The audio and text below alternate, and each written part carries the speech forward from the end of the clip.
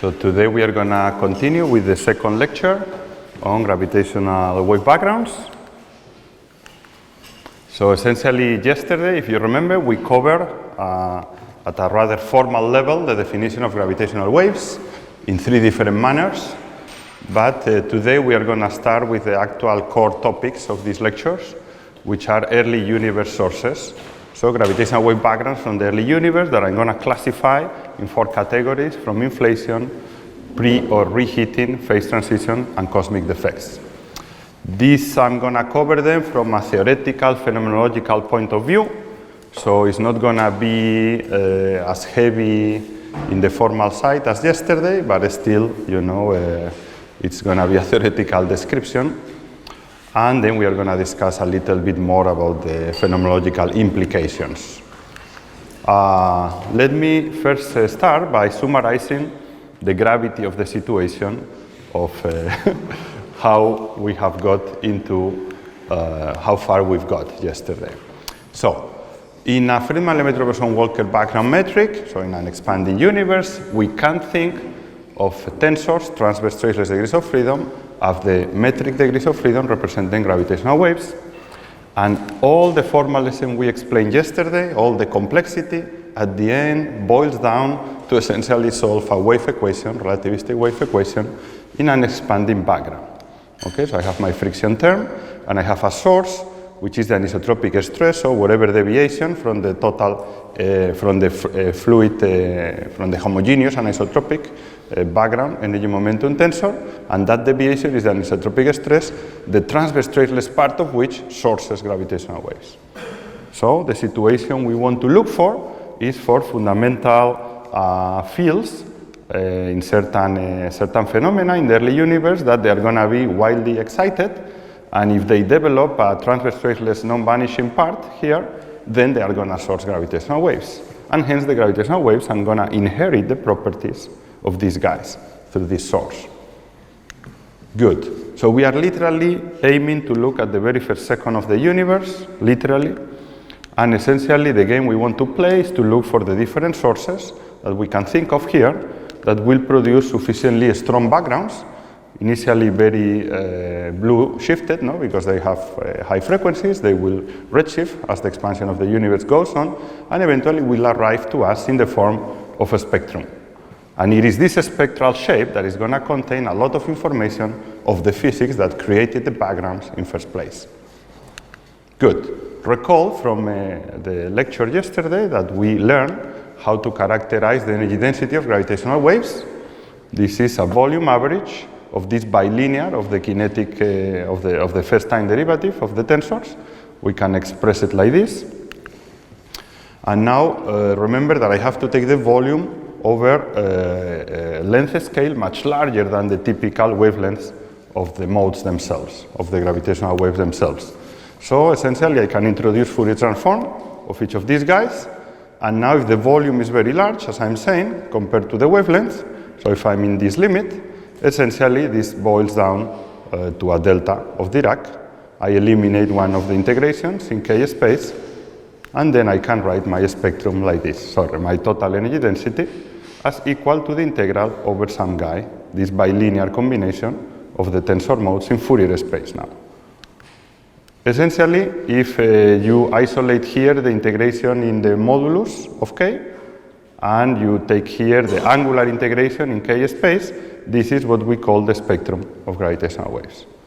So in summary, all I need to know is the Fourier transform of my tensor modes. Its bilinear combination, its quadratic combination, defines the energy density spectrum, modulos and factors. Okay, so easy game. Good. Now, normally when I'm giving these lectures in 5 lectures, I give you a primer on inflation, but these are 4 lectures, and I believe also that Yvonne Wong has covered to some extent inflation. You will have to tell me now in a moment. So I'm just going to give you a brief review on inflation as the framework in order to tell you now one of the most beautiful consequences, which is the gravitational wave background from inflation. So inflation is a paradigm, it's not a model, okay? It's just an idea that is very beautiful, but it has many realizations and many incarnations, and it's very useful because it cures the problems of the hot Big Bang picture and explains naturally the cosmological principle by inflating space. So essentially 1 centimeter within a fraction of a fraction of a fraction of a fraction of a second, all of a sudden becomes 10 to 28 centimeters. That's what inflation is capable of doing for us. But much more interestingly than this, inflation is a natural generator of the initial conditions of the early universe, because thanks to quantum mechanics, it produces in a natural manner the origin of primordial perturbations in the universe, scalars and tensors. So now, I am assuming that Yvonne has covered the quantum mechanical origin of these guys. Is this the case? Can you confirm or not?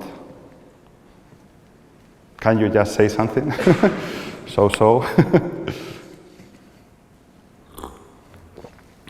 Nobody can tell me what Yvonne did. The problem is online I only found a couple of slides of her that she was talking about the background solution of inflation, so I'm not sure what she's covered on the perturbations. You are not sure if she explained the quantum origin of the perturbation, sorry? Yes. She didn't cover the quantum origin? Okay. Okay, so since I was kind of fearing that, I haven't prepared it as part of the main lecture today, but I have at the end some slides on that. So I'm going to assume now that there is a quantum mechanical origin of these guys. I'm going to go a bit briefly through that, but in the last 10 minutes of the lecture, if you want, either we dedicate it to questions or I go through the quantum mechanical origin of this to explain you really how it works, okay? So for the time being, let me give you just a brief summary of what is the basic idea. So inflation generates primordial fluctuations. You have to realize that we are not in Minkowski, we are in curved space-time. It's called quasi-de Sitter, in particular, the space-time that we have here. So we have to do our usual decomposition of the metric into scalars, vectors, and something more complicated. These are all the fluctuations you can think of, that now you have to incorporate the fluctuations of your inflaton field on top of its background value. The inflaton is responsible for inflation with appropriate potential. And we know, for instance, that this guy here we can decompose into a pure vector, so divergence-less vector S, and a scalar, so the gradient of a scalar.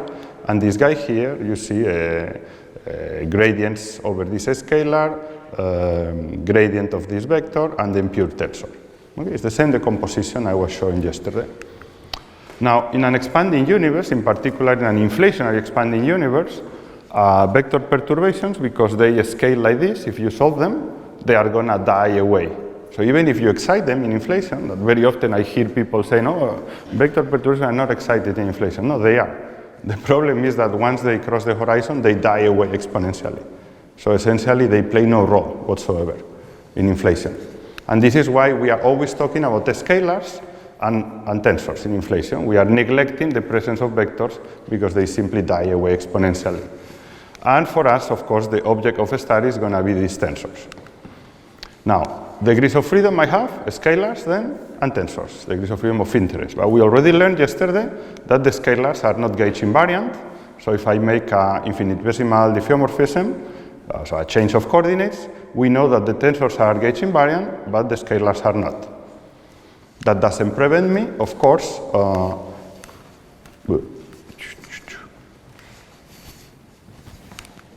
that doesn't prevent me from building combinations of these guys such that I build gauge invariant expressions. Okay, this is the zeta perturbation or the curvature perturbation, for instance. Good. Then you can fix a gauge, and for instance, for this gauge, curly R represents the curvature perturbation in the slices where the inflaton is homogeneous. So you see, another misconception that people often say, at least verbally, is to think that the origin of all these fluctuations is because the inflaton has fluctuations. You know, and this is a more complicated system. This is a matter field mixed with gravity system. And it is the combination of those perturbations here that are actually gauge invariant and quantum mechanically created. Okay? I could be really in a situation where I consider my inflaton homogeneous. This is a choice of gauge. It's just that. Okay. In any case, we are going to talk about curvature perturbations and tensor perturbations, and in particular, our aim of study is going to be the tensor perturbations. So, in summary, inflation, it's a mechanism that provides a solution for the homogeneous anisotropy of the background space-time metric in the universe, and at the same time produces the spectra for scalar fluctuations and tensor fluctuations. For instance, here I chose curly R. I could have shown you the spectrum for zeta. Okay, doesn't really matter. The point is these guys, yeah. Okay, this is working worse and worse.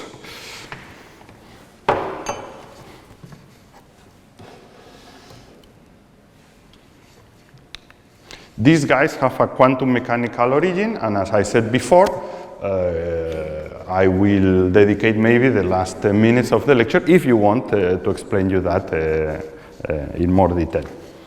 The important thing for us is not that this is quantum mechanical origin, is that there is a spectrum, naturally. Just because there is inflation, these guys are created, and they acquire this spectrum. And now we are going to discuss the details of the actual spectrum, which is this function here. Good. That's how these spectra look like if you do the computation. So essentially, the amplitude of the tensor modes, so their spectrum, is proportional to the Hubble rate squared, that is the energy density of the universe during inflation, times some scale dependence with some tilt. So this is a power law dependence, but the tilt is very mild, very small, because it's suppressed by slow roll parameters. So essentially, it's almost quasi-scale invariant background. Okay. Both for scalars and tensors, it's very important to understand that if I represent here comoving scales, so comoving scales means the picture of the expansion of the universe where you remove the expansion of the universe, and you think of the comoving scales as labels for the actual physical scales.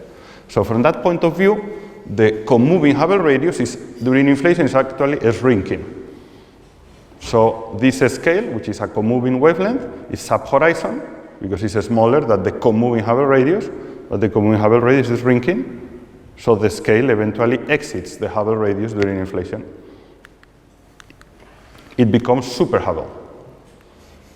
And when that happens, actually it freezes. So if you look at the equation of motion, the dynamics of these guys, not only you've excited them quantum mechanically in origin, now they cross the horizon just because there is a quasi-de Sitter expansion, and then when they cross, they become freeze. Their amplitude freezes, so it remains constant. Inflation ends eventually, then we go back to standard expansion. The standard expansion after inflation is that the comoving Hubble radius grows, so eventually they are going to catch up with these super Hubble fluctuations, and they are going to re-enter. When they re-enter, they become now again sub-Hubble, and essentially, for instance, gravitational waves are going to propagate, because now they are going to behave as waves. They were freeze, they were frozen, they re-enter, then they start filling their wave equation, nature, and they start propagating as waves. That's the physical picture. So now we are going to discuss how these tensor perturbations can be really interpreted as stochastic background of gravitational waves. Okay. Are there doubts up to here or questions? I don't know how new this is to you guys, because in a sense I'm giving you a summary, assuming you kind of knew about it, but this seems not to be the case. Questions? Everybody's a bit sleepy this morning yet.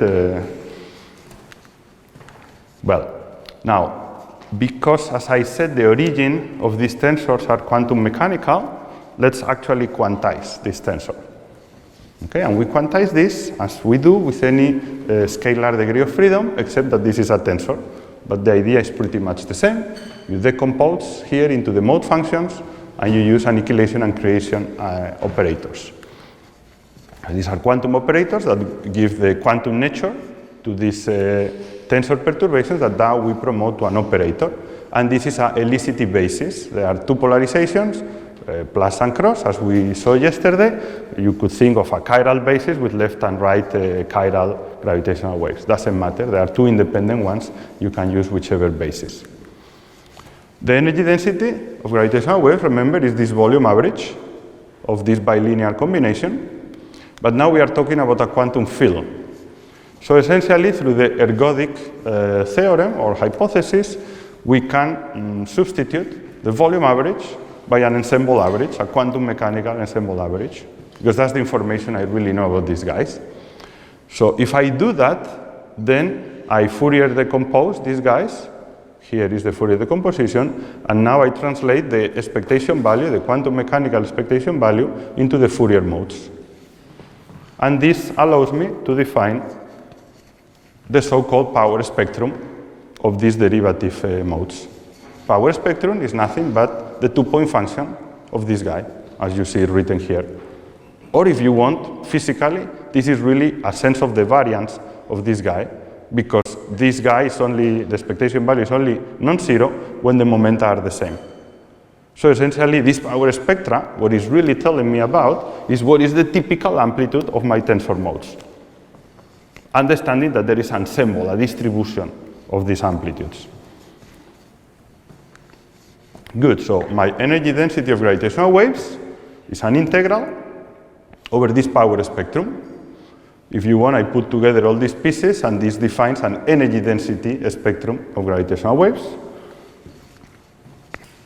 The energy density, the spectrum of the energy density of gravitational waves is just proportional to the two-point function of the first time derivative of the tensor Fourier modes. All right? Good. Let's put it here on the top. So this is our formalism so far. Now remember that this is generic, what I'm describing here, for a quantum mechanical tensor field. But now remember the physical picture I was telling you about here, that these modes were produced quantum mechanically originally, then they leave the Hubble radius, then they are super Hubble and freeze during a long time until they re-enter. When do they re-enter? This depends on their wavelength. Okay, the shorter wavelengths, they are going to enter before the earliest, after the end of inflation. The longest wavelengths, they are going to enter much later. But once they enter, they start propagating, they start behaving as waves. Technically, it's not that they were not behaving as waves when they were super horizon. It's that their period of oscillation was much longer than the lifespan of the universe, so that's why they were freeze. You know, they were on the top of the wave amplitude and just not having enough time to start oscillating. We just have to wait enough time until they re-enter, which coincides with the time scale of the period of oscillation, and then we start see them how they oscillate. Good. They re-enter, they propagate according to what? According to the wave equation in the expanding universe. So this is the generic solution of a free wave in an expanding universe, in particular in radiation domination. So essentially, the amplitude of the modes scale is a linear combination of free waves, okay, right and left modes if you want, or positive and negative modes, and they are damped due to the expansion of the universe as 1 over a scale factor. Good. At horizon re-entry, we know the conditions there. We come from a field that was frozen, so had a given amplitude, given by inflation, and has 0 velocity, because it was frozen, had no velocity, okay, roughly speaking. Obviously, it's an approximation. This condition at horizon re-entry tells me immediately what are these constants here. I can relate these constants, A and B, to the initial amplitude of the spectrum at the time of horizon re-entry. And because the field was frozen, that means that that's the amplitude that it had retained all the time ever since it left the Hubble radius during inflation. Okay, so we are acquiring now the information from inflation at that moment of horizon re-entry. Good, so after horizon re-entry, it propagates as a decaying wave, But the expectation value of it I can easily compute, because if I take derivatives of this, in the time scale of oscillation, it only matters these exponentials. So this roughly scales as k squared times the expectation value of the amplitude.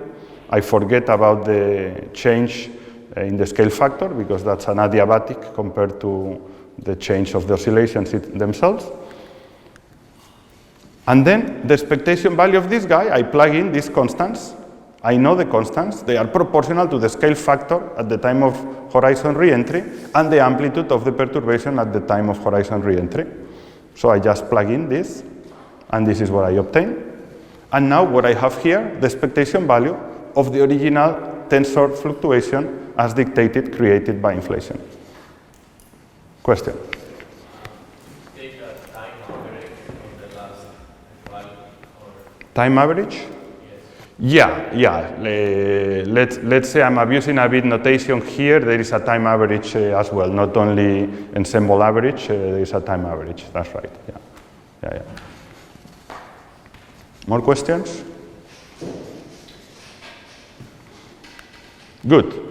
So now I know the answer from inflation. This is the expectation value of the tensor mode that defines the inflationary spectrum of the tensors. And I essentially wrote the scale factors in a more fancy fashion involving the redshift at the time of horizon crossing. So essentially what I'm saying is that the energy density spectrum of gravitational waves, which is proportional to the two-point function of the time derivative of the tensor modes themselves, after horizon reentry, at the end is just proportional to the original inflationary spectrum of the tensor modes, times some proportionality factors depending on the redshift at the time of reentry. But the important thing is that the spectrum of the original tensors as created by inflation is there. Okay? That's the important thing. Good. So I have the energy density spectrum proportional to this inflationary tensor spectrum. Notice that I pick up this 1 over a to the fourth, as it should, because gravitational waves have massless degrees of freedom, so they should redshift as radiation, because they are radiation, and therefore this is the correct scaling that I just pick up naturally there. It's a scaling as 1 over a to the fourth, as it corresponds to any massless degrees of freedom. This has nothing to do with inflation. Any background of gravitational waves created in whatever moment in the history of the expansion of the universe, once they are sub-horizon, they are gonna scale like this, once they are freely propagated, always. And if you are doing some calculation and that doesn't come out naturally, you are doing something wrong, for sure, okay?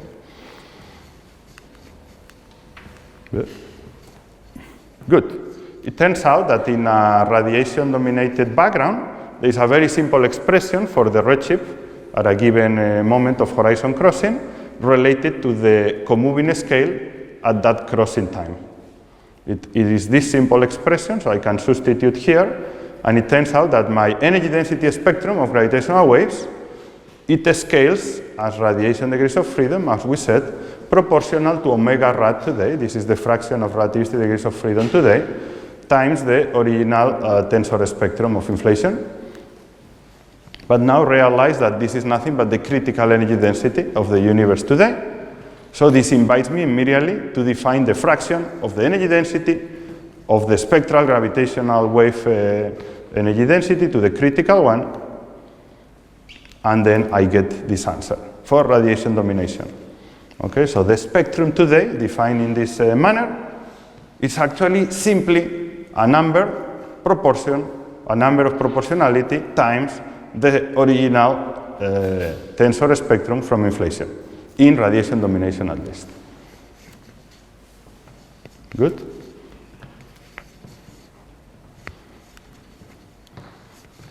This is my normalized energy density spectrum today. So I have already redshifted the previous spectrum. I took this scale factor here and evaluated that today, so A naught.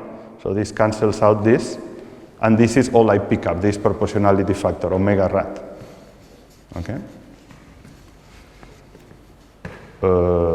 Yeah, good. Very important, notice that I've been doing all the calculation in radiation-dominated background. And this is why I'm picking up here only a constant. We can define a transfer function as the ratio between this spectrum today and the original inflationary spectrum.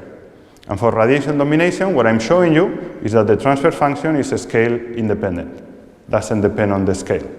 But what we will see in a moment is that if the horizon crossing, the re-entry of the mode happens in a different epoch of the universe, different than radiation domination, then I pick up a transfer function which has a scale dependence, and that's going to deform my spectrum.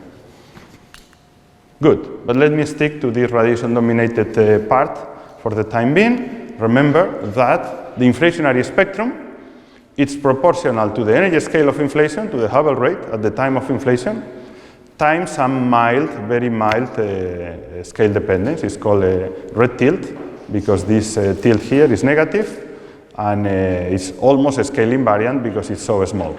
It's a slow roll suppress.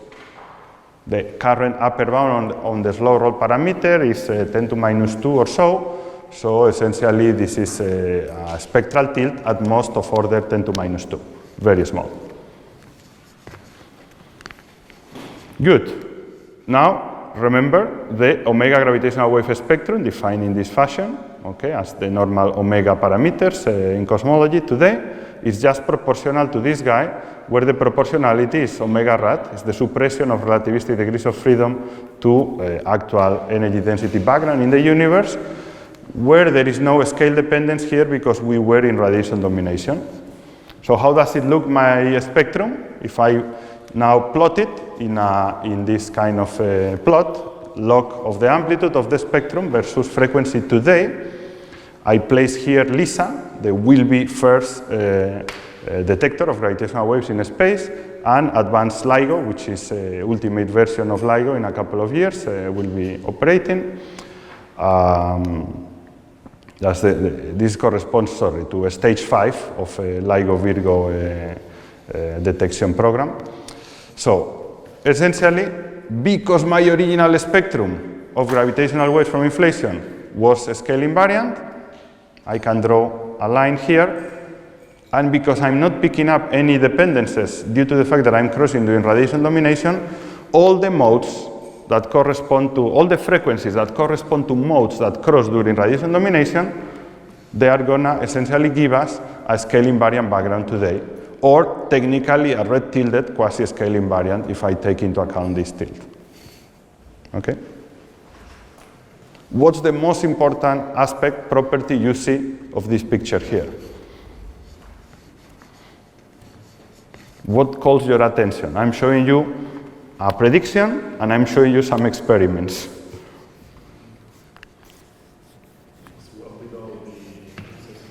That it is well below the sensitivity of even the best design experiments that we have, currently operating or in the next 15 years. So essentially, there is no way whatsoever that we are going to detect this background by direct detection with interferometers. Yes? Just a question. What defines the sharp that you have? Yes, here? Well, if you think about it, all the span of frequencies corresponds to the modes that were leaving the Hubble radius during inflation. Okay, so the higher the frequency, the shorter the wavelength, which means that at some moment when I get to the end of inflation, I'm not making the modes exiting the Hubble radius anymore and then re-entering. So this is the cutoff corresponding to the last mode that, let's say, left and instantaneously re-entered the horizon. Of course, if you do this numerically properly, what you get here is an exponential drop-off. Okay, but in the cartoon, I just put a hard cutoff. So that's the maximum frequency, which is the shortest wavelength, which corresponds precisely to the Hubble radius scale of inflation at the very end of inflation. Yeah. What about pulsar-craving arrays? Do they have enough dip or not? Oh, no, not at all, because pulsar time arrays, which would be located around here, 10 to minus 9 Hertz, the sensitivity they currently have is something here. And no, not at all. Maybe what you are thinking is in the futuristic, like SKA experiment type of thing. After 15 years of integration, they will get something down to 10 to minus 15. after 10 years of integration. Still not enough. Because another interesting aspect you should think is, why am I plotting this spectrum at this height here and not here or here? When I'm telling you that it's proportional to the upper bound of, to the Hubble scale of inflation. And the reason is because I'm using the upper bound that we know, so the maximum possible energy scale of inflation that we can tolerate. Due to the lack of detection of this guy, we know there is a maximum energy scale that we can tolerate in inflation. And this is what I'm using to plot this. This is the famous tensor to scalar ratio. So this is not going to be observable, but let me make in any case the following observation. If instead of thinking of the frequencies corresponding to modes that cross inside the horizon during radiation domination, I think of the modes that cross during matter domination, if you do the computation, it turns out that you pick up now a scale dependence. Simply because the rate at which gravitational waves expand, propagate, they are radiation degrees of freedom, and now they do it in a matter-dominated background, and because of that, you just pick up this scale dependence. So essentially, now I have a tail here, an infrared tail, that actually goes up. And this is the tail of the infrared modes that corresponds to the very, very long cosmological wavelengths that cross the Hubble radius only once we have passed the matter radiation equality. And as a matter of fact, the constraints from CMB are actually based mostly on this tail. Okay. Good? Good. In summary, the important thing here is that this is not observable directly, as we've seen. However, there is a chance we could see this in the CMB. For this, there is an intensive search for B modes in the polarization field of the CMB. Why B modes? B modes is a specific pattern, a specific signature in the polarization field, which is only sensitive to vector and tensor perturbations. And from the inflationary point of view, since vectors cannot be there, they have to be absolutely decay away, then B modes is a direct proof of tensor modes. So if we measure B modes and we discard any astrophysical contamination, then they are a proof of the gravitational waves from inflation, in principle. Of course, they are also a proof of whatever other tensor modes or vector modes that could be there. For instance, created by topological defects. So one has to be careful with these statements, because very often I also hear people, especially in the inflationary community, oh, B modes is a clear signature of inflation. And it's like, no, B modes is a proof of vector and tensor perturbations. Within the inflationary paradigm, there are only tensors.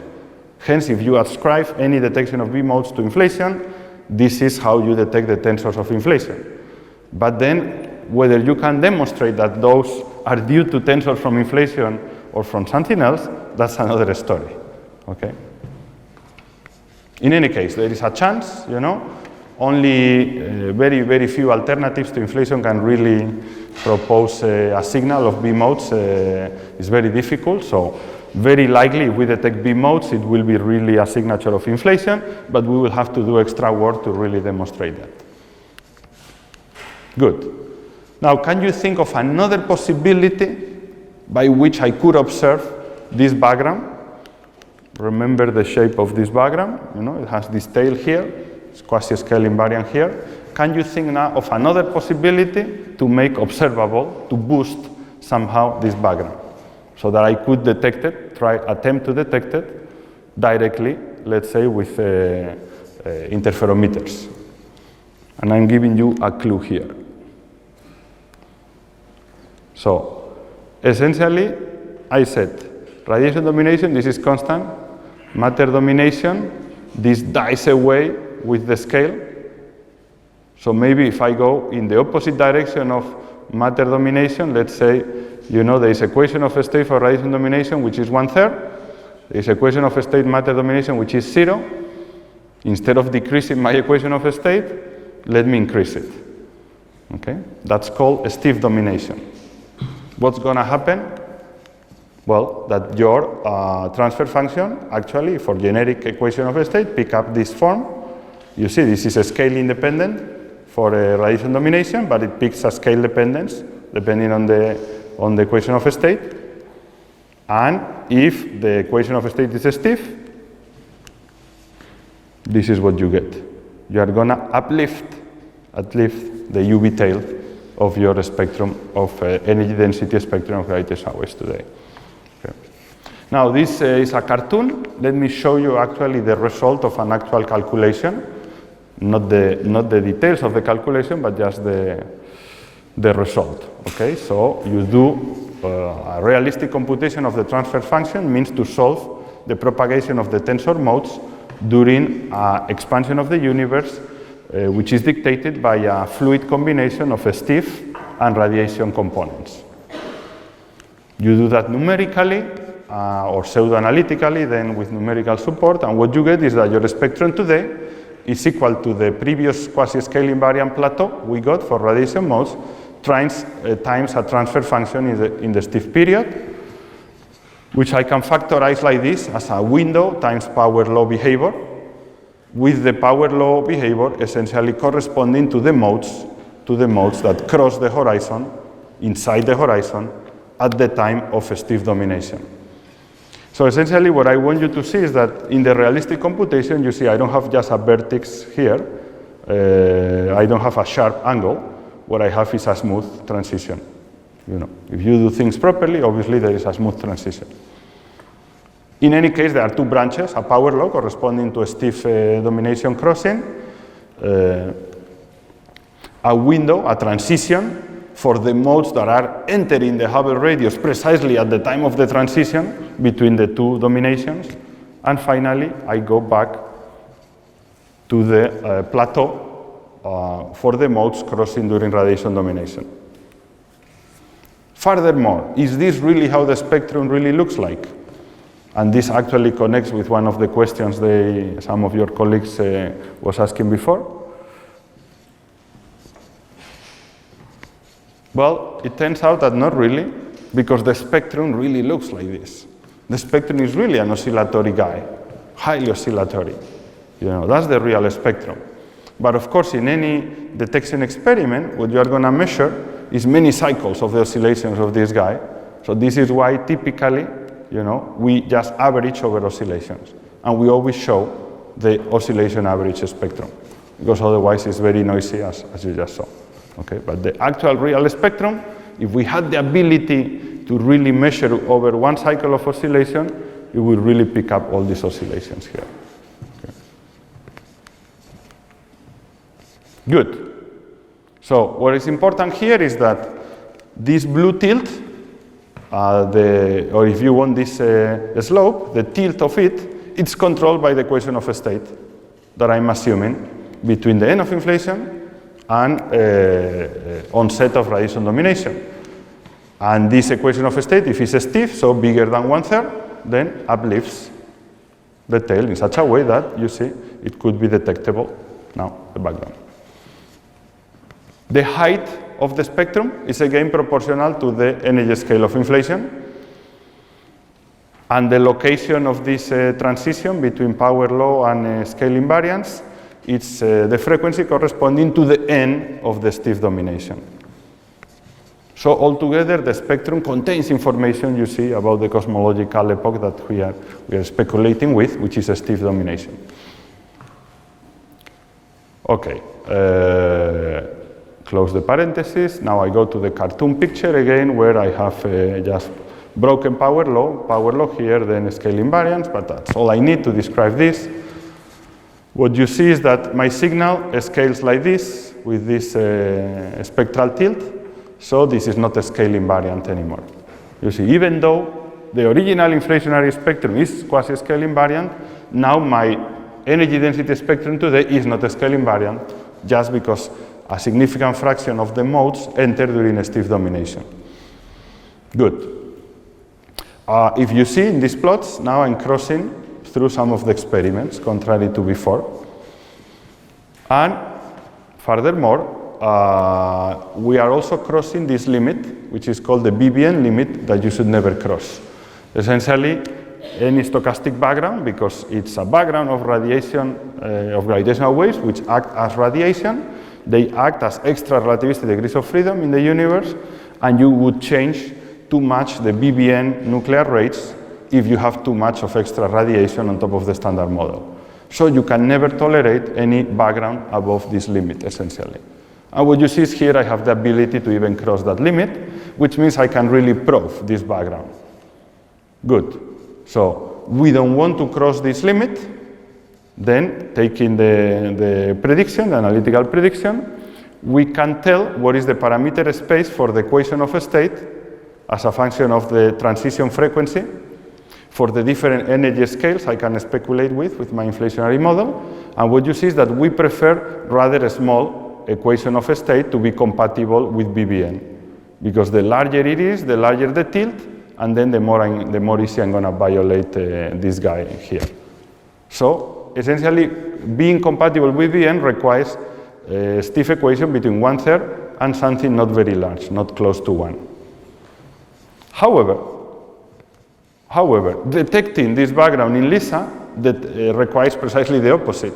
The larger the equation of a state, obviously the more likely it is I'm gonna cross my sensitivity curve, because more tilt I am in the UV.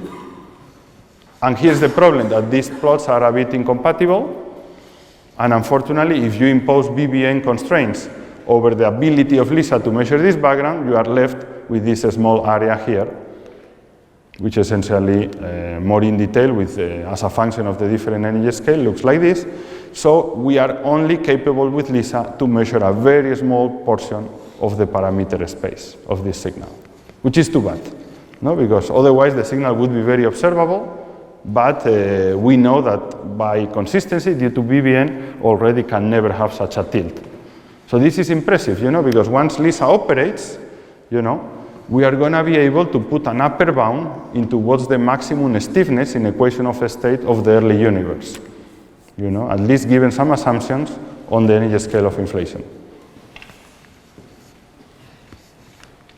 Good. Questions up to here?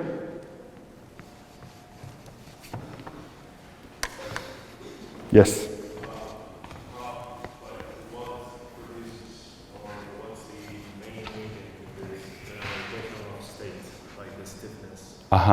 Okay, very good question. So essentially, during inflation, for instance, do you know what's the equation of a state typically? So during inflation, because we have a quasi-de Sitter background, what we want is a cosmological constant-like equation of a state, as close to -1 as possible. Okay? How do I achieve that with a scalar field, the inflaton? Well, the kinetic energy, the pressure is just the subtraction between kinetic energy minus potential. And the energy density is the sum of kinetic plus potential. But because in a slow roll, kinetic doesn't count because potential weighs more, I have minus potential divided by potential, so close to -1, okay? Now imagine I'm in the opposite regime, where I don't care about the potential and I only care about the kinetic energy. So now I have kinetic over kinetic, so +1. So this is called kination domination. Essentially, in any situation where your degrees of freedom, typically the inflaton, is such that instead of being potential energy dominated, it's kinetic energy dominated, then your equation of a state is going to be stiff, which is bigger than radiation. Yeah. Yes? I was wondering about like the UV cutoff from the spectrum that you showed. Yeah. So why does it keep on going up? Don't you expect the stiff period to be limited and somehow also for these modes to die off at some point? Yeah, of course. Ultimately, there is a UV cutoff. Before, when we were thinking of radiation domination only, there was this cutoff, that I was represented by a vertical line like this. Now what we are saying is that we are uplifting a tail here because there is a stiff domination, but of course this only goes to the same cutoff as before. Okay, so that cutoff is always there. I don't know if I represent it, but it has to be there. And in practice, what happens is this. Yeah. But so if the scale of the inflation is relatively low and you still get a stiff period, it might shift it away from the BBN constraint? Absolutely, absolutely, because this signal, at the end, its height depends on the scale of inflation, So to begin with, I can already have nothing observable, I really need to maximize close to the upper bound as much as possible in order to really have something observable. But sufficiently close, like within the range of next CMB experiments, we do estimate that then you will have observability. And then again, for how long you sustain this, so the uplifting depends how long the stiff domination lasts, which depends on the microphysics of the model you implement. So this is just an opportunity, but doesn't guarantee you there is signal to detect. But if you don't detect it, for sure you'll put constraints into the parameter space that would give you a signal otherwise. That's the game to play. More questions?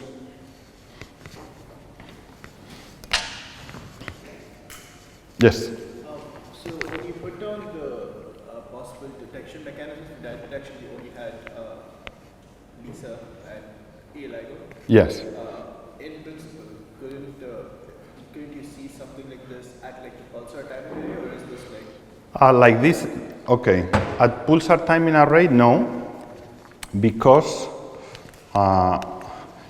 pulsar time arrays are guys that are going to be here, and the minimum frequency transition I can have is the one corresponding to BBN, because by BBN I want to be in radiation domination, and that corresponds around 10 to minus 11-ish hertz, which means that I could only uplift a little bit my tail, and it's not enough to hit PTA experiments. But also, if I had something like that, uplifting at the frequencies corresponding to PTA, then it will be tremendous, the violation of BBN constraints also, So, it's not going to happen there. However, I could also have Einstein telescope, for instance, here, much better resolution than LIGO, or Cosmic Explorer.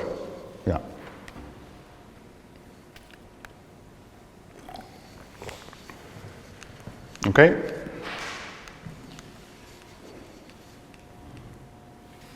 Good. So, what's the time? When do we need to make a break, or? You could make a small pause now, a couple of minutes. Yeah, let's maybe make a couple of minutes, guys.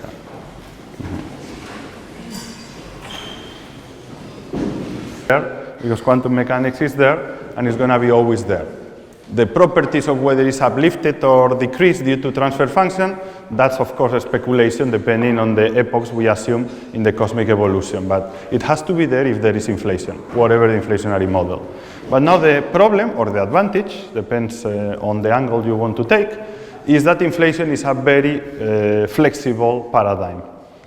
It's really flexible because now I can consider extra consideration. Let's think of adding extra species, invoking extra symmetries as a first step.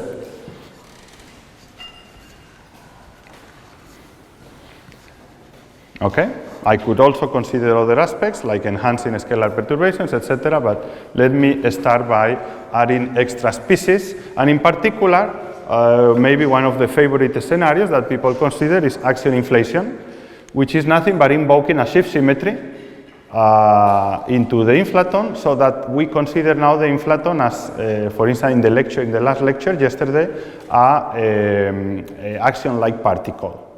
Okay, this is pretty much the same idea. So this is the Lagrangian you would have with the minimum, the smallest dimensional couplings.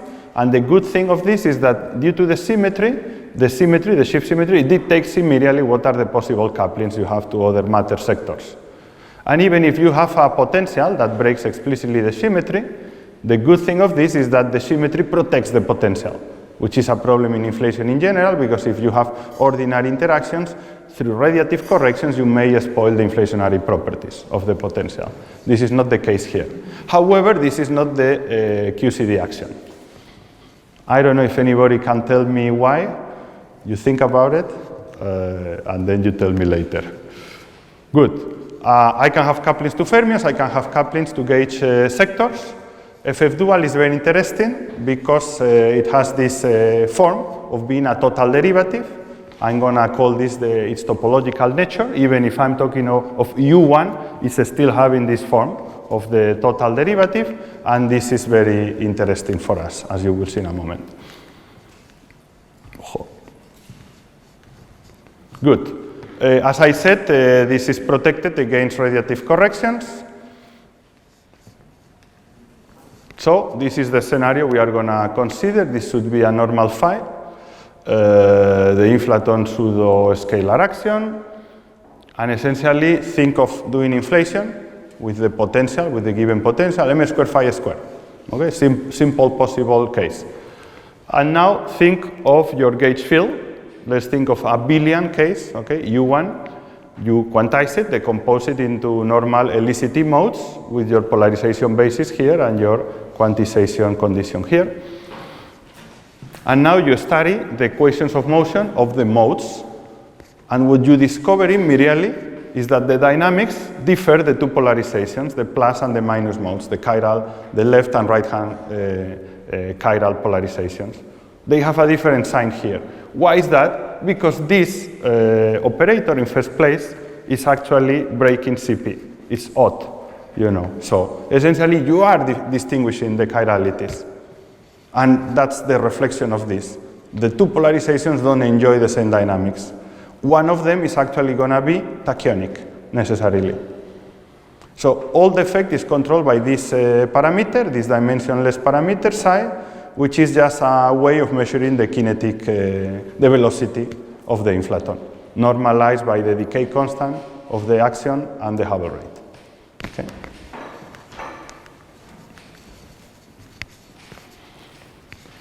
Good. So if I have a chiral instability, it means that the amplitude of the unstable chirality is going to grow exponentially. And this is an analytical solution in a slow roll approximation.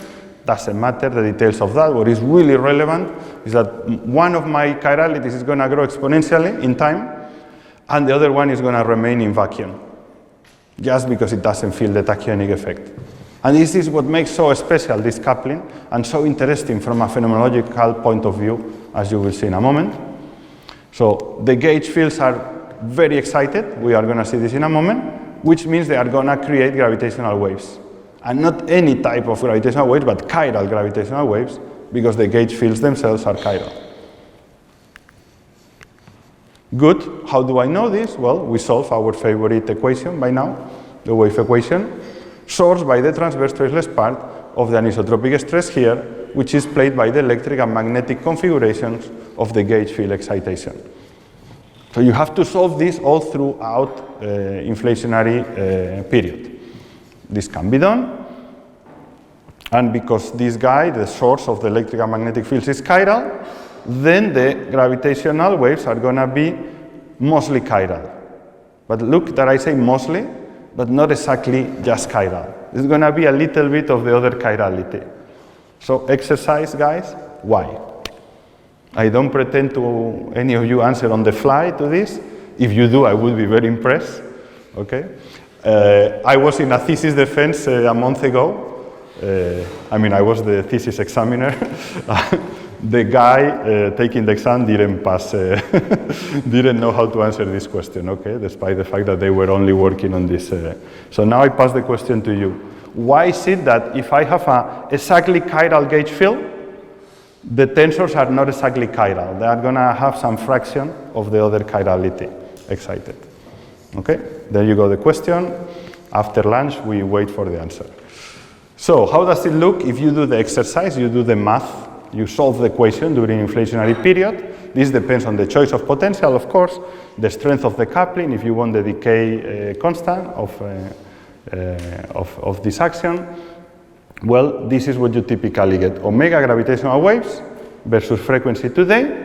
Instead of being a quasi-scaling invariant thing from the quantum mechanics from inflation, now it is induced as a large spectrum. It is blue tilt, which means it's growing in frequency. Furthermore, it's chiral, and even furthermore, that I'm not discussing here in detail, is non-Gaussian, which means that has non-vanishing three-point function.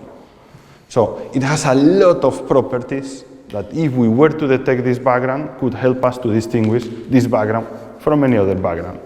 you see. Good. And compared to the vacuum fluctuations from inflation, you see can be orders of magnitude above. Of course, this depends on the choice of the parameters, as always.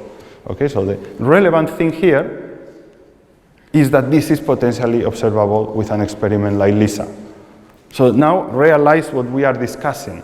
We are saying that because I have a particle physics interaction active during inflation, very special one, but a particle physics motivated interaction, we are going to be able to really probe this interaction with gravitational waves in an experiment like LISA. So we are going to be, sooner or later, once these experiments fly, doing particle physics. Because we are going to either detect a background like this or constrain the parameter space.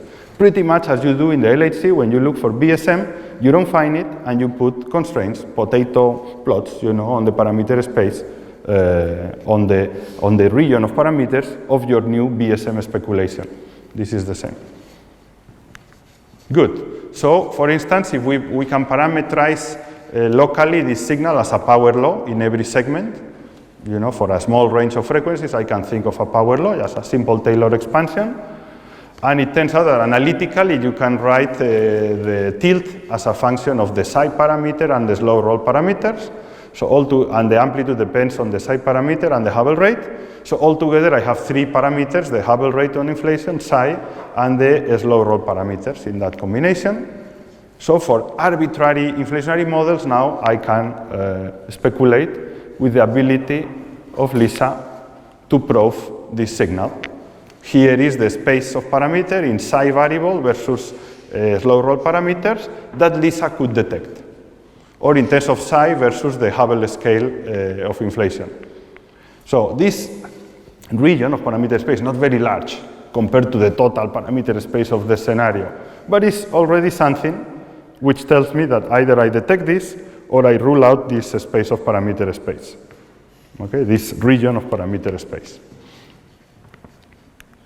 Good. So the important thing, the message really here is that LISA could detect this background, possibly Einstein telescope or other proposals, but we are working now on refining the calculation, computing that spectrum that I show. It's extremely difficult in reality. that curve that we show there, it took like 10 years to achieve the status of the art, and that was 2016. By now, we are thinking that we have everything under control, because there are non-linearities in the system, and it's going to change. So we don't even know if it's really observable. But sticking to that prediction, at least we can discuss the potential observability. So one of the difficulties we are facing in the field is that contrary to CMB physics, which is linear, very often the sources of my gravitational wave backgrounds are very nonlinear physics. And to capture that requires lattice simulations, because nonlinear physics are impossible to be grasped well with analytics. You can do estimations which help you to understand the basic essence, but not to do precision physics. Good. Axial inflation invokes a shift symmetry. So this gives me a natural coupling to a gauge sector. I show you what happened for abelian case. You can do also for chromoaxial inflation, which is for non-abelian situation. What if there are now arbitrary fields coupled to the inflaton? So I don't invoke any extra symmetry. Can I have large excitations of these fields? And if so, will they create gravitational waves in any similar fashion as I just described? Well, let's take a look to a variety of couplings. Let's think of extra scalar field chi coupled in this symmetric fashion with the inflaton, phi square, chi square, where I put some phi naught, which is going to be some privileged amplitude of the inflaton that I will discuss in a moment. I can think of a Yukawa type interaction with fermions, same fashion with some phi naught here. Or forgetting about the inflaton, thinking of a charge scalar, I could think it's a spectator field that is floating there around. I could think of this gauge covariant derivative with a gauge field between this charge scalar and the gauge field. Okay? So three different cases where I'm going to see if I can excite these three different species, scalar, fermion, and vector. And it turns out yes, because all of them has a time-dependent mass, And here, this is why I was writing phi naught. The time-dependent mass is such that the amplitude of the inflaton, as it rolls its potential, is changing in time, eventually crosses this reference point, and in that moment, it becomes massless. So this means that the rate of change of the mass is bigger than the mass itself. So for a short period of time, I violate adiabaticity, which is this violation is this condition, and then I'm producing particles. This is a pure quantum mechanical effect that when I have vacuum fluctuations, if the rate of change of the effective frequency of my mode function changes non-adiabatically, this is a manifestation of particle creation. Essentially, the mode functions get excited because they are not a harmonic oscillator anymore. They are a driven time-dependent oscillator. They are driven into a very large amplitude, and you create particles. The whole effect is controlled by this mass scale here, which is the combination of the velocity times the coupling, g here, you see. And the result is that you produce non-adiabatically and actually non-perturbatively also an excitation, a spectrum of fields that has this form. And this initial spectrum actually doesn't differentiate the spin. It's the same whether you are a scalar, fermion, or vectors. So essentially, what I'm describing here is that my inflaton, or this gauge field, crosses through a given privileged point, and in that moment, those other fields coupled to it are gonna be excited. Okay, I create an excitation, very large, with this kind of a spectrum. Good. Good. Now the question is, it's clear I can create a large excitation. This is, corresponds to particle creation and is actually spin independent, this single crossing. So in all three cases, obviously I'm going to create gravitational waves because this is the occupation number, by the way, sorry. I could think of the spectrum of the mode functions, and this is going to have a given support in K space. So the transverse faceless part of it is going to be non-trivial in the moment of creation, and that's going to produce gravitational waves. Good, so now I can think of the power spectrum of tensors as the one corresponding to quantum mechanics fluctuations, the one we had, the quasi-scale invariant, and on top, the one from particle production, as sourced by the spectrum I create for the fermions, vectors, or scalars. You can do the computation. It's a bit cumbersome, of course, the computation. It looks like this. I don't care about the formula. I show you the result pictorially. So essentially, depending on the choice of phi naught, I will have an extra peak corresponding to the frequency in that crossing moment. And this is going to have a given width controlled by the mass scale I discussed before, and a given relative amplitude on top of the quasi-scale invariant background. So you see, I can have single event of particle creation that creates these bumps. The question is how big they can be. And the answer,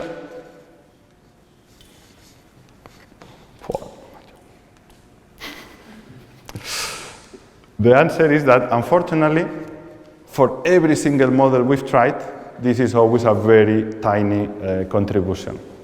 Okay, it's a very small distortion. So very unlikely you are going to ever detect this kind of extra production due to particle production. And this points out that the previous coupling was very special. What was special about it is that due to the chiral distinction between one polarization and the other, one of them was tachyonic, but was tachyonic all the way through inflation. Whereas here I have a single event of particle production. So the only way to compensate here would be to have one event after another of particle production. But then they will be at different frequencies. So you will have many bumps, but you wouldn't build up in amplitude. That's what makes it special, the other one.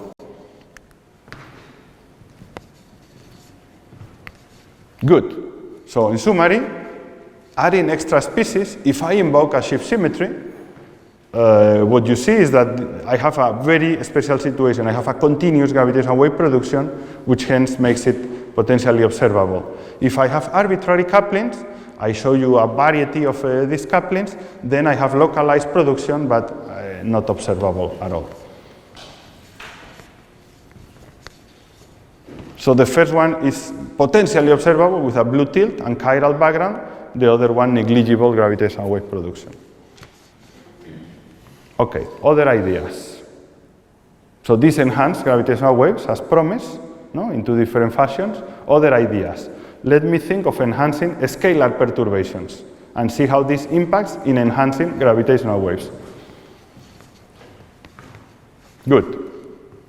Remember that we've been saying all the time that there is a quasi-scalar, quasi-scale invariance for the tensors. Well, for the scalars it's pretty much the same. As you know very well from CMB measurements, we actually know that the scalar spectrum is deviated from Harrison-Seldovich, which would be exactly a scale invariant. And it's been measured, the spectral index is of the order 0.96, 97. So it deviates really from 1 very precisely. But of course the deviation is very small because it's a slow roll suppress. So now this quasi-scale invariance aspect is a consequence of having assumed a slow roll monotonic potentials for inflation. But if I choose something which is not a single field monotonic slow roll potential, so imagine I have a feature like this, where maybe I have an inflection point here. Here I have a standard slow roll of the inflaton, but then I'm gonna hit this non-monotonic behavior of the potential. Then, in that moment,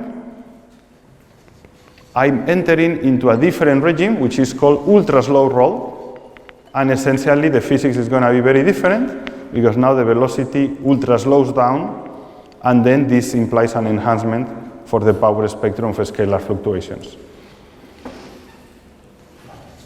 So my spectrum of scalar fluctuations is going to be greatly enlarged in these scales, and this is absolutely possible in non-monotonic potential or in multi-field inflationary models.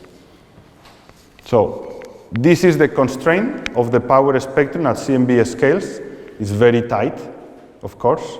You know, we've measured very well the scalar spectrum at CMB scales, but this is the upper bounds you can tolerate at much larger cosmological scales. So presumably nothing prevents me from thinking that inflation created a spectrum like this, and as long as I don't violate the upper bounds, then I'm fine. Okay, of course this is a bit ad hoc, I'm putting this by hand, but the idea is that in principle you have that freedom. So now you can work out the scenarios where you can have a bunch like this, or maybe something more acute, localized in a given scale, etc. That freedom is there. Good. What happens if the perturbation is much larger than the amplitude of CMB at a much smaller scale? Yes, at much smaller scales, yeah. So essentially, think of your decomposition metric. And now the tensor equation of the wave equation for the tensors, I can think of second order perturbation theory because now I'm enhancing this guy, and I'm going to have naturally all kind of contributions here from the metric scalars themselves. This is a complicated expression, we don't need to look at it in detail. All I care is that I have a bilinear combination of scalars. Since this is always there, but in a standard slow roll, the scalars are small enough that I don't care about this. This is not an enhancement in a standard slow roll. But if I enhance this scalar fluctuation, then through these source terms, I'm going to enhance the production of gravitational waves. Good. Well, there is a whole formalism that people have worked out. These are the second order induced gravitational waves, and the spectrum today looks like this, with this formula, which essentially is a double time integral or double scale integral over two copies of the power spectrum of the scalar fluctuation. So all in all, I'm sensitive to the 4-point function of the scalar fluctuations now. For obvious reasons, because this is quadratic and the spectrum of the energy density of gravitational waves is quadratic in the tensor. So the energy density spectrum has to be quartic in this guy. This is what this is reflecting.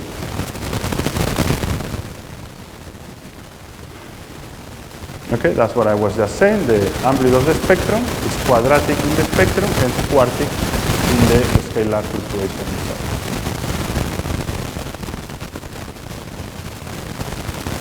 Good. Although these numbers are not up to date, now you get a very basic idea that the better it is my experiment in sensitivity, So I go reducing the amplitude of the background that I could be able to detect with this experiment, the better it is that experiment as a proof of the amplitude of scalar fluctuations.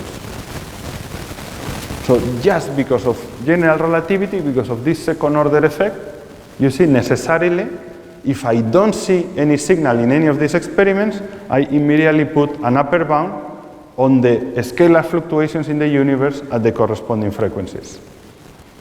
Yes, question?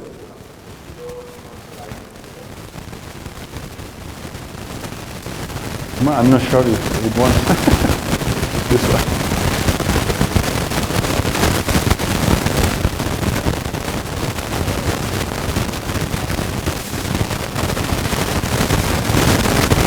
So this is the actual formula, this was just mathematic. This is the actual formula when I'm assuming Gaussianity. When I'm assuming that the 4-point function can be broken through the big theorem into just power spectra. If, however, I have a connected part, which I have intrinsic non-Gaussianity for the 4-point function, then this formula needs a correction due to that. Yeah.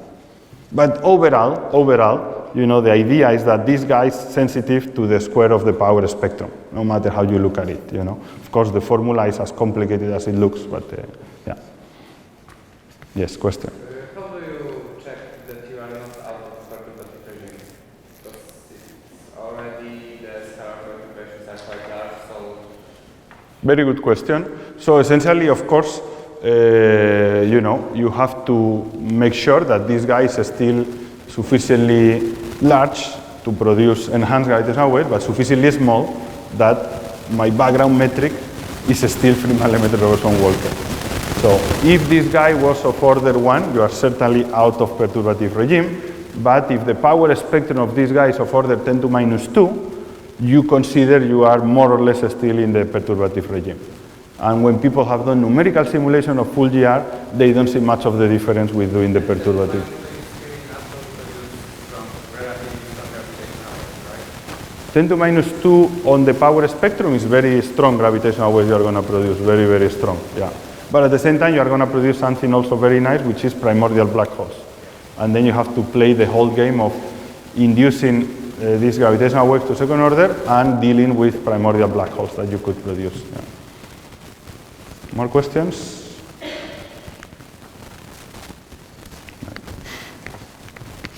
Good, so I was highlighting here that, for instance, for LISA, this is the expected sensitivity, we could put an amazing upper bound at the frequencies, at the small scales of LISA, which is not as severe as the one from CMB, but it's still amazing that at those very short scales, which are orders of magnitude separated away from CMB scales, we could put an upper bound like this, or detect a signal, you know, very importantly. And if you detect a signal, then we will know that there is a special scalar fluctuation at shorter scales, and then the physics of inflation was not simply a slow roll. Okay, so you see the potentiality of this is enormous. Good. So as I was mentioning, if they are large enough, actually you can produce primordial black holes. So the first thing you have to make sure is that you don't produce too many black holes such that they represent more than the actual totality of dark matter. Because if you produce primordial black holes, they are automatically dark matter candidates. So if you produce too many, then there will be too many compared to the actual observation of dark matter that model to do it. PBAs are a candidate actually for dark matter, for the totality of dark matter within this particular range of matter. And actually, if PBAs were the totality of dark matter, you can ask yourself what is the second order universe gravitational wave background, and this was of course answered immediately in the moment people realize, and it's right in the middle of this. We gain a coincidence. Very nice coincidence. Because now it means you could have a very nice model, which is primordial black holes to explain dark matter, giving you an absolutely observable signal within it.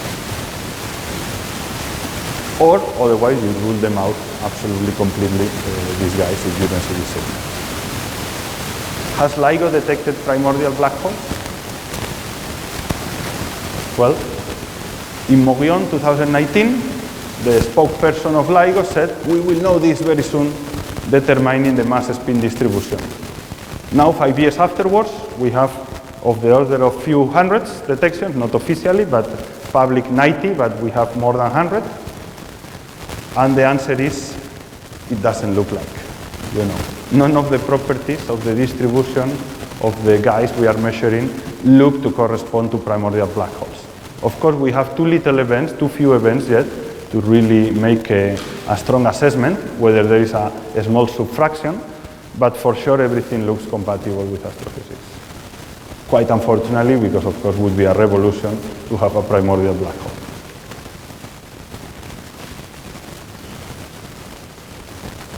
Good. So I've shown you two different ways, or three if you want, of enhancing gravitational waves. There are more. You could modify your theory of gravity during inflation. You could add spectator fields with different speed of sound than light. You could have a graviton mass in modified gravities, in theories of modified gravity, very special theories. And you could enhance, but we leave that for another moment because time is finite. And here now, I invite you to have a look to the review I have with Chiara Caprini, where we consider also those cases. But I rather leave it here, giving you the perspective of what we are going to cover tomorrow, which is we are going to deal with reheating, so the period after inflation, but to be continued tomorrow. Now the point is, I'm happy to take questions, or I'm happy to tell you about the quantum mechanical origin of inflationary perturbations. It's really up to you. I don't know how I'm doing on time, Carlos. It's almost time? Okay. So maybe I'm happy to take a few questions. And for those of you who want to know about the quantum mechanical origin of inflationary perturbation, we can find the moment whenever you tell me, and we go through it in minutes. Not now, but any questions before we wrap up?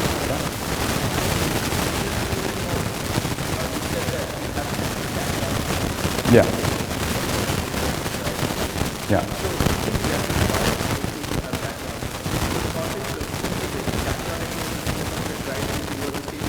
Yeah. But in this case, it seems like you have that kind of objectively back, giving you. No, it's the same. It's the same. It's like in a phase transition that you are referring to, the tachyonicness that drives you towards the true vacuum is just a temporal state, okay? And then eventually they become positive mass-defined states, okay? Just through the dynamics. Here is the same. It's just that I only discuss in front of you the tachyonicness during the linear regime of action inflation. Eventually I produce so much of these gauge fields that they may back react, and then they stop being tachyonic, So essentially, it's just a temporal state, of these guys as they are sourced during inflation. In the moment inflation ends, they stop being tachyonic. So there is no problem with it. But during the tachyonicness, they create a very physical consequence. Pretty much the same as a phase transition. Also, during the going to the true vacuum, I have the bubbles expanding, and they are going to create gravitational waves as well. So you said that the axial piece, this tachyonic mode was seen in the context of perturbative calculation, right? Sorry? You said the tachyonic mode was seen in the context of a perturbative calculation? No, I didn't mean that. It's simply that to compute the spectrum of the excitation of the gauge field is very difficult because you have to do it all through inflationary dynamics. And essentially, if you do analytics, typically you can assume a slow roll for a small period of 2-3 falls. But then even if you are in a slow roll, the Hubble rate in reality is changing, the velocity in reality is changing, and there are changes in the spectrum. So to take that into account, you need to do numeric integration of the whole spectrum. And then if you are in the strong coupling, so in the interesting coupling regime to produce observable signal, there's going to be all sorts of back reaction from the gauge fields that will be very excited, from the gravity waves that will be very excited, and so on. So that's nonlinear physics. And then you have to go beyond analytics with lattice simulations, which we are doing currently, That's the state of the art right now. Yeah. Any other questions for Dani? If not, let's thank Dani. Thank you.